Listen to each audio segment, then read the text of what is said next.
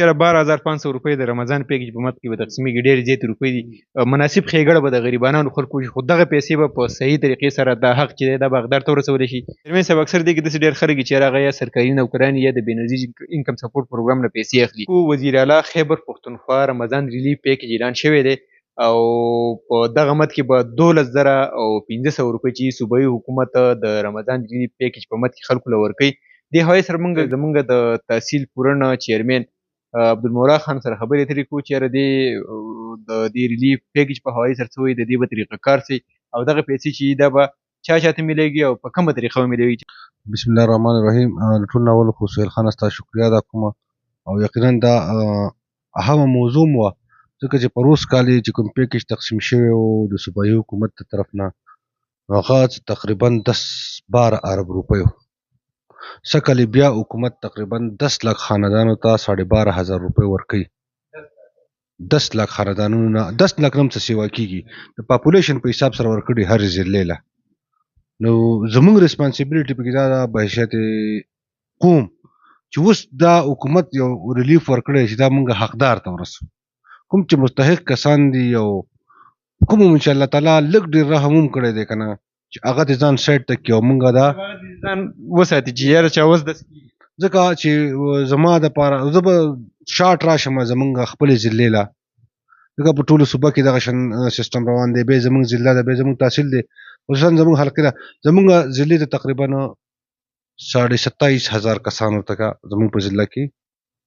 دا 12,500 روپۍ ورکړل کېږي. دې نه تقریبا 35-40 کروڑ روپۍ جوړېږي. دا ډېر لوی اماونټ دی خو چې په صحیح طریقه 1000 کسان تاسو یاد کړم دا به مطلب کم سړی چې حقدار یې هغه ته به رسي که نه دې کې به زیاتره بیا تاسو دا کوئ چې دا به تحریک انصاف سړي ته میلاویږي. نه زما خو ځان دا بالکل دا نه دی تحریک انصاف، دا د غریبانو دپاره دی. دا یو قسم هغه سړی هغه په تحریک انصاف کې دی، هغه که په مسلم لیگ کې دی، هغه که په جمعیت علماء اسلام کې دی او چې هغه ځان ګڼي چې زه د زکات مستحق یم هغه پکې خپل نوم لیکلی شي. اوس که یو سړی د زکات مستحق نه دی او حقدار نه دی که په تحریک انصاف کې دی د هغه حق هم نه دی. 27,000 کسان په دې کې چې تاسو ته زمونږ په هر پی کې دپاره چې دي 5,000 کسان دي. 5,000 پی کې 28 ته دي، 5,000 پی کې 29 ته دي، 5,000 پی کې 30 ته دي. مطلب یو سړی پکې خپل رجسټریشن کوي دغه پیسې به یو غریب سړي ته په څه طریقه میلاویږي؟ دا دغه شان دي. بیا دغه شان مطلب د تحصیل ناظمینو له 2.5 زره ورکړي دي کوم چې د پی ټي آی دي. د نور له خو مطلب حلقو کې ورکړي دي خو لکه مطلب هغه خو د هغه اب بیله ایشو د هغې ته نه ځو.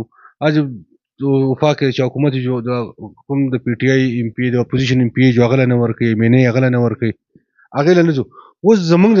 مطلب دا چې د پیسې به هر پارټۍ ورته میلاویږي خو د تحریک انصاف د چیرمن یا د ناظم یا د ایم پی ای په دغه توسط سره میلاویږي. نه هغو به کوم دومره کردار زه وایم چې په کار هم نه ده شته هم نه خو یو کمیټي موږ نسو. زما خپل د طرفه د پی کې 29 عوامو ته دا درخواست دی چې په روز کال یې پکې څه الحمدلله زه خو زما ضمیر مطمئن دی چې ما خپل طرف نه ډېر صحیح کار کړی، صحیح مې تقسیم کړی، خو بیا هم چاله فارم ورکړی دی هغه پکې لکه بس څه غیر مستحق کسان پکې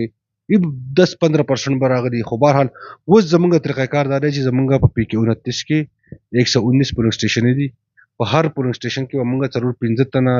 6 تنه شي 10 تنه شي هر څوک شي ایماندار کسان چې کوم شوقیاني چې هغه وایي چې زه د خلکو خدمت وکړم او غریب سړي ته د حق ورسوم نو هغوی په خپله کمیټي جوړه کړي او دا د 8مې روژې پورې د ختمولو رجسټریشن او چې وشي ختمول غواړي 8مې روژې نه مخکې نو هغوی د پکې غریبانانو کې کونډه دې مخکې کړي، یتیم دې مخکې کړي، معذوره دې مخکې کړي. که دغې نه زیاتې شي بیا په هر سړی په خپل کلي کې غریب پیژني د هرې پارټۍ چې دی خو چې غریب وي مستحق وي. موږ دلته په کلي کې یو تن هم نه لیکو. مطلب مخکې په روز کال موږ دلته په بازار کې لیکل یا څه لیکل نو مسلې ته جوړې دي موږ به یو سړی نه پېژنده. او دویمه اهمه خبره پکې دا ده په روز کال زمونږ د پی کې د ډسټرکټ شنګلې 5,75 لک روپۍ صوبایي حکومت ته واپس تللي د شنګلې. او ځکه تللی دي چې یو کس راغلی دی دلته په الوچ بازار کې هم نوم لیکلی دی،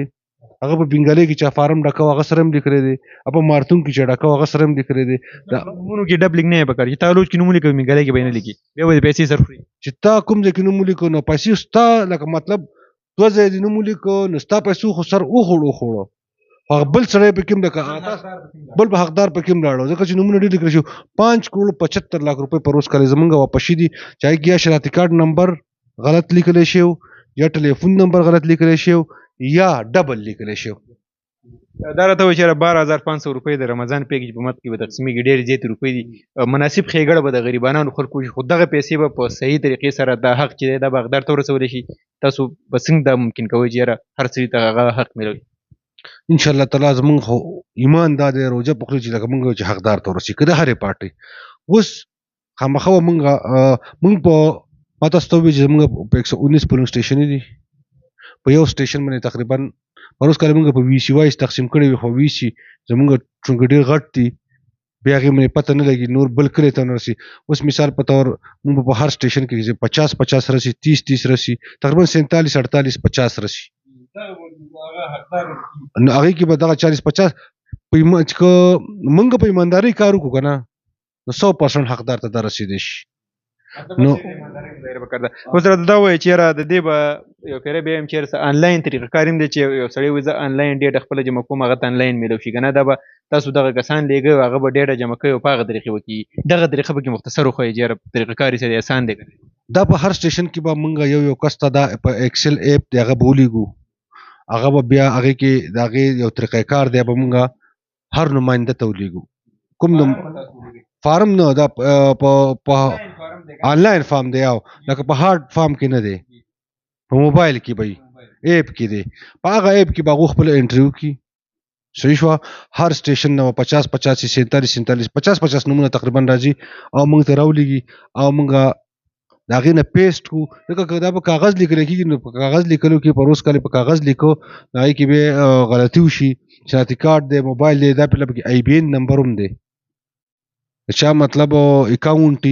ایزي پیسې اکاونټ جی ایس کې شي هغه آی بي این نمبر به ورکړي نو چې هغوی دغه ورکړي نو انشاءالله دا ډېر په ښه طریقه باندې مو شي اکاونټ ته به ډایرکټ ځي بیا پکې چا پسې ګرځېده نه او جی چیرمن صاحب اکثر دی کې داسې ډېر خلک چې هغه یا سرکاري نوکران یا د بېنظیر انکم سپورټ پروګرام نه پیسې اخلي نو دغه خلکو هم په دې کې مطلب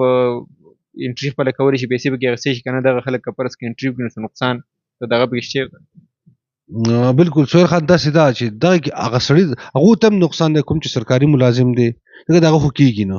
هغه بل غریب سړي نقصان ځکه چې هلته مونږ خپل نومونه پوره کړي مونږ چې دا خو مونږ ته لیست راغلی دی هغه ځای نه به کټ شي څنګه چې ما تاسو ته بېنظیر والا کوم کسان هغو ته به ځان له ډایرکټ روپۍ راځي هغو دې کې انټري ضرورت که انټري وشي نو د بل غریب نقصان به وشي او ملازم چې دی هغه هم یا د هغه وایف د هغو داخله پکې هم انټري چې د شارټ خبره ده تاسو ته ما ووایي څوک د زکات مستحق دی که نه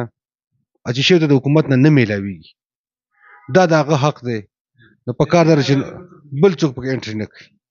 مهرباني قدرمن لیدونکو موږ سره تحصیل چیرمن پورن عبدالمولا خان موجود و سره موږ خبرې تېرې کړې یقینا په روز کال هم دوی ډېر زبردست دغه کوم رجسټریشن چې هغه په ډېر ښه طریقې سره کړی و دا پېره دوی دا وایي چې یاره زموږ کوشش دا دی چې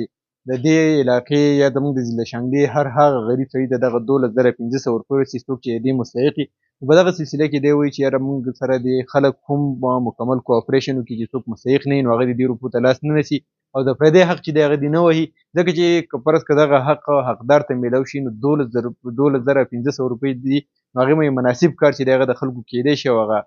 خپل د کور هغه نغرې چې هغه به دغه خلک چلولی شي که موږ نصیحت غواړو الله پامان